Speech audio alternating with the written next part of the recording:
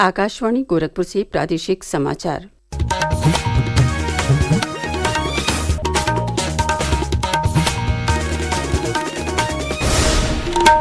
नमस्कार। समाचार बुलेटिन के साथ मैं सुषमा श्रीवास्तव। पहले मुख्य समाचार। मुख्यमंत्री योगी आदित्यनाथ ने प्रदेश में होमगार्डों के रिक्त पदों पर एनरोलमेंट की प्रक्रिया तत्काल शुरू करने के दिए निर्देश। कहा, समयबद्ध, पारदर्शी और निष्पक्ष एनरोलमेंट के लिए गठित करें नया बोर्ड।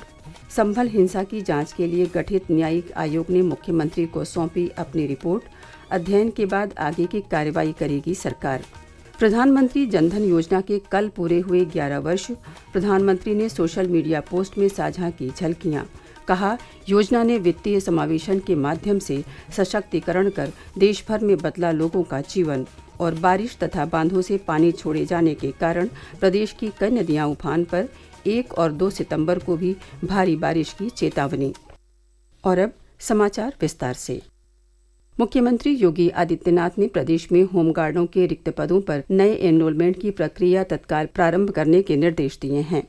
कल एक उच्च स्तरीय विभागीय समीक्षा बैठक में मुख्यमंत्री ने बदलते समय और बढ़ते दायित्वों को देखते हुए होमगार्ड एनरोलमेंट से जुड़े नियमों में संशोधन पर जोर देते हुए कई अहम निर्देश दिए।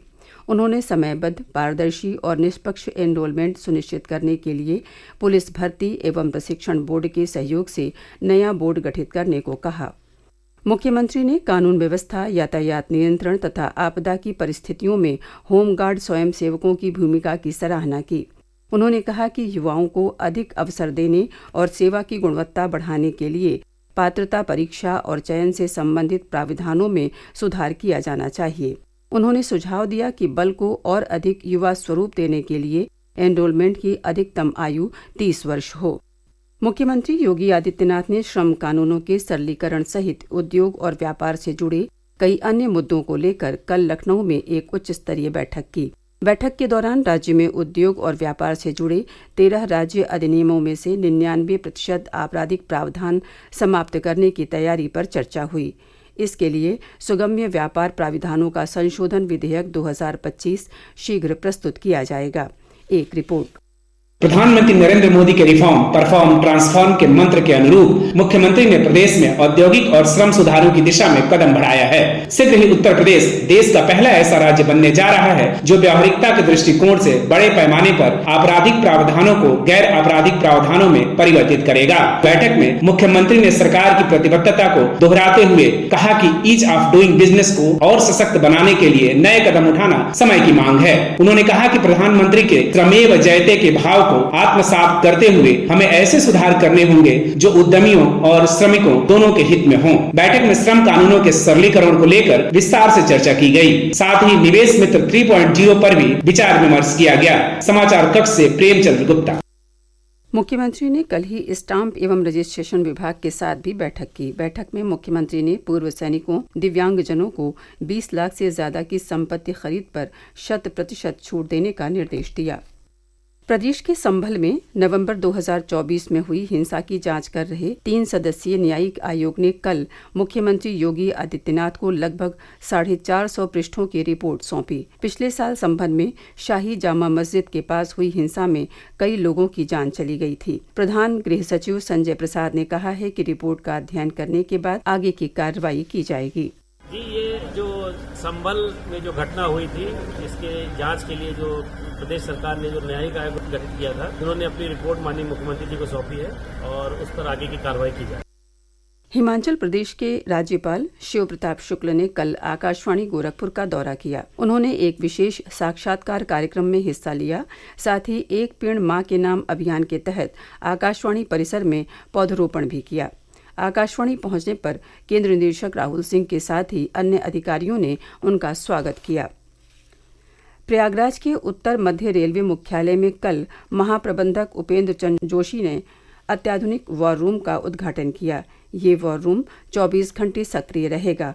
हमारे प्रतिनिधि ने बताया कि किसी भी रेल दुर्घटना या असाधारण परिस्थिति में ये वॉर रूम सीधे दुर्घटना स्थल से लाइव फीड देने में सक्षम है। प्रादेशिक समाचार आप आकाशवाणी गोरखपुर से सुन रहे हैं।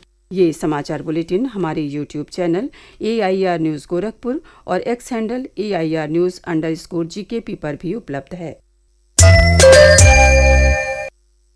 प्रधानमंत्री जनधन योजना को कल 11 वर्ष पूरे हो गए। ये दुनिया की सबसे बड़ी वित्तीय समावेशन पहलों में से एक है। प्रधानमंत्री नरेंद्र मोदी ने एक सोशल मीडिया पोस्ट में प्रधानमंत्री जनधन योजना की झलकियां साझा करते हुए बताया कि कैसे इस योजना ने वंचित लोगों का वित्तीय समावेशन से सशक्तिकरण कर पूरे भारत में जीवन को बदल दिया है। मुख्यमंत्री योगी आदित्यनाथ ने भी एक सोशल मीडिया पोस्ट में कहा कि ये योजना बैंक खाते खोलने के साथ ही आर्थिक आत्मनिर्भरता, सामाजिक सम्मान और नारी सशक्तिकरण की दिशा में एक ऐतिहासिक क्रांति सिद्ध हुई है। बलरामपुर में प्रधानमंत्री जनधन योजना की एक लाभार्थी सरोज देवी ने योजना के लिए प्रधानमंत्री के प्रति आभार जताया। जनधन खाता बहुत से महिलाएं खुलाए हैं, यही से बहुत लाभ है, बहुत लेन देन अपन सब करें से। इसके लिए प्रधानमंत्री मोदी जी का धन्यवाद देते हैं। जापान में 15वें भारत जापान वार्षिक शिखर सम्मेलन में हिस्सा लेने पहुंचे प्रधानमंत्री नरेंद्र मोदी के भव्य स्वागत की तैयारी है।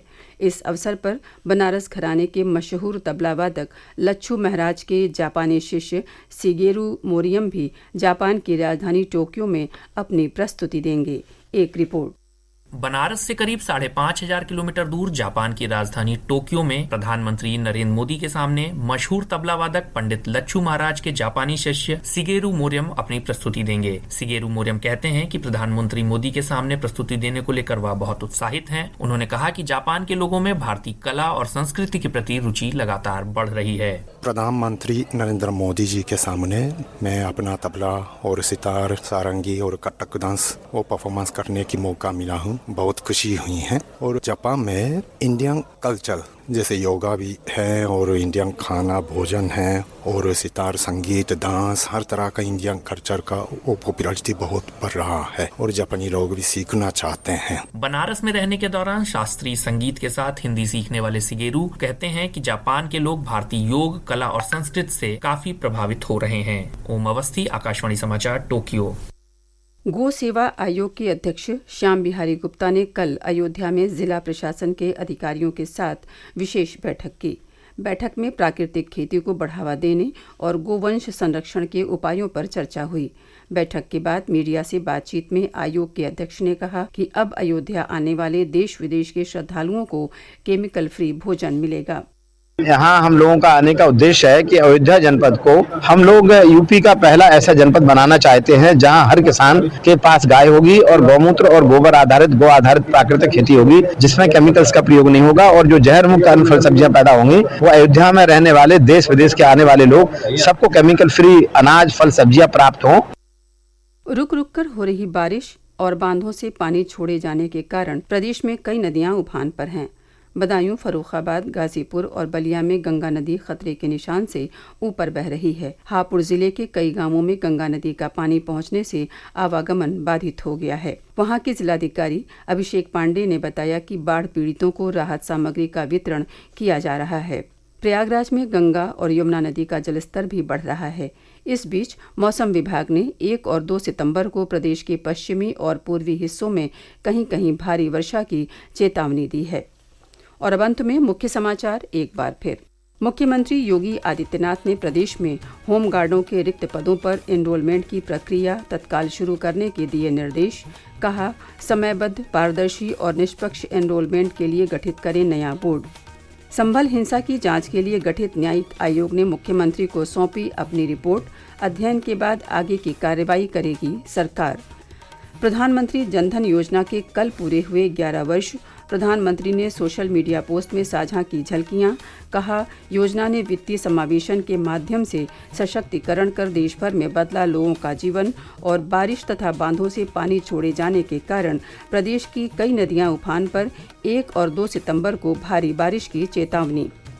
इसी के साथ प्रादेशिक समाचारों का ये बुलेटिन समाप्त हुआ। नमस्कार।